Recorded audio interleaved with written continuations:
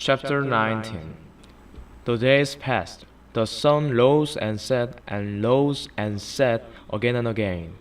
Sometimes the father came home and sometimes he did not. Edward's ears became soggy and he did not care.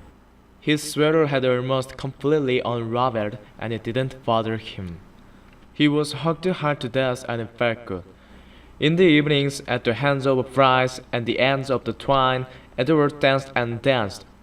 1 month passed, and then 2, and then 3. Sarah Ruth got worse.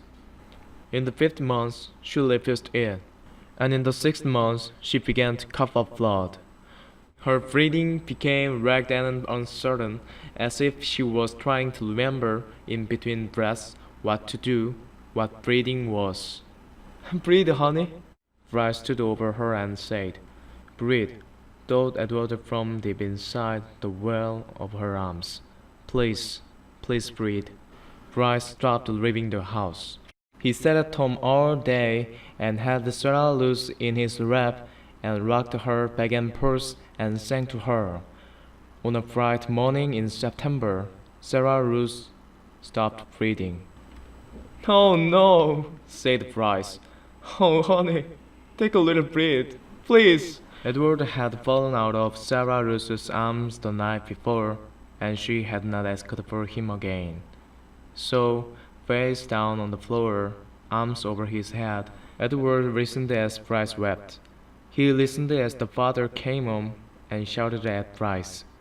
He listened as the father wept. "You can't cry," Bryce shouted. "You got no right to cry. You never even loved her. You don't know nothing about love." "I loved her," said the father. "I loved her." "I loved her too," thought Edward. "I loved her, and now she's gone. How could this be?" he wondered.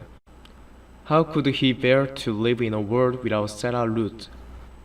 The yelling between the father and son continued, and then there was a terrible moment when the father insisted that Sarah Ruth belonged to him, that she was his girl, his baby, and that he was taking her to be buried.